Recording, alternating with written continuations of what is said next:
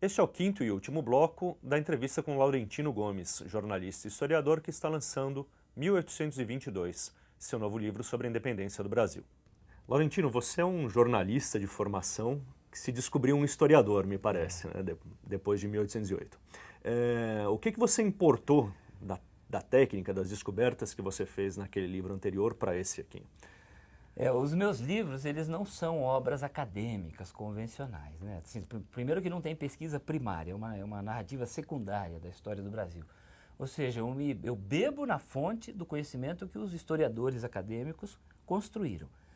E a técnica é jornalística, ou seja, eu trago para os livros de história do Brasil o que eu aprendi ao longo de 30 anos nas redações como repórter de jornais e revistas, repórter e editor. E são algumas coisas importantes. Primeiro, usar uma linguagem absolutamente acessível, didática, para transmitir esse conhecimento para um público mais amplo.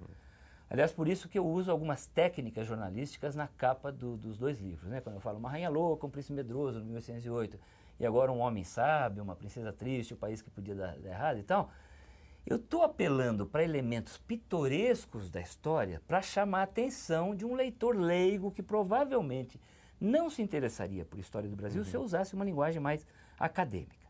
Toda forma de organizar, de pesquisar o livro também é jornalística. Eu não apenas pesquiso documentos e livros, mas eu vou nos locais em que as coisas Quantas aconteceram. viagens você fez? Hein? Eu fiz inúmeras viagens, eu percorri o roteiro do Grito do Ipiranga, fui ao Rio de Janeiro, fui à Bahia, fui ao Piauí ver os locais da Guerra da Independência, fui aos Açores, o arquipélago dos Açores, de onde o Dom Pedro saiu depois de abdicar o trono brasileiro para enfrentar o irmão numa guerra de 2 anos, o irmão que tinha dado um golpe absolutista, né?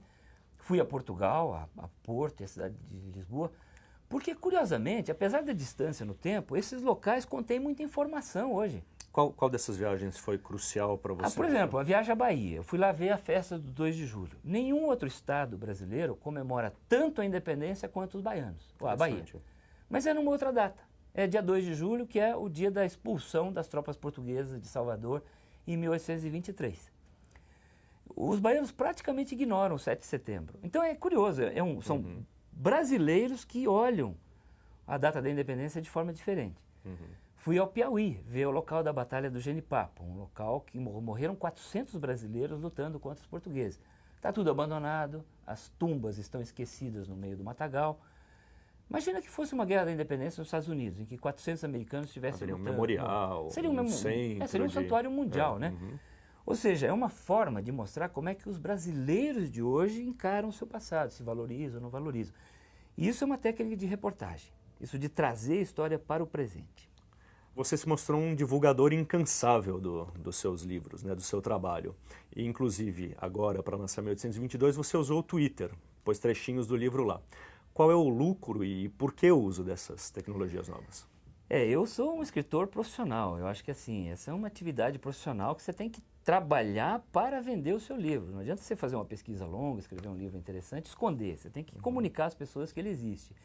E as novas tecnologias, elas oferecem essa oportunidade. Eu acho que uma das coisas mais curiosas dessa sociedade contemporânea é que, apesar da globalização, apesar da aldeia global, a humanidade está se constituindo em comunidades que consomem cultura, entretenimento, informação de forma diferenciada, no tempo, no espaço e no formato. É como se fossem alvéolos de uma grande colmeia global. Se você quiser atingir toda a audiência possível, potencial, você tem que chegar a essas comunidades digitais, porque nem sempre elas estão lendo no papel. E é o que eu faço. Então eu tenho uma estratégia multimídia. Eu escrevi um livro adulto, em papel, mas também um livro juvenil para estudantes e adolescentes. Tem um audiolivro, tem um e-book, tem um site na internet. Estou no Twitter, estou no Orkut, estou no Facebook, que são formas de buscar os leitores. É o que o Milton Nascimento fala, né? Todo artista tem que ir aonde o povo está. Eu vou onde os leitores, eu imagino que os leitores estão. Então é realmente um uso das ferramentas do futuro em benefício do meu livro. Dá para construir uma audiência, então, se você não for preguiçoso. Né? Dá, exatamente. Agora dá muito trabalho, viu? Isso é divertido e claro, agora você tem que responder e-mail, tem que fazer Twitter todos os dias, tem que estar no Facebook. É um trabalho braçal mesmo. É diferente de você escrever um livro, entregar para a editora e dormir ou ir para a praia, né? Muito bem. Laurentino, muito obrigado pela entrevista, foi Eu muito que agradeço. interessante e boa sorte com o livro. Muito obrigado. Este foi o quinto e último bloco da entrevista com o jornalista e historiador Laurentino Gomes.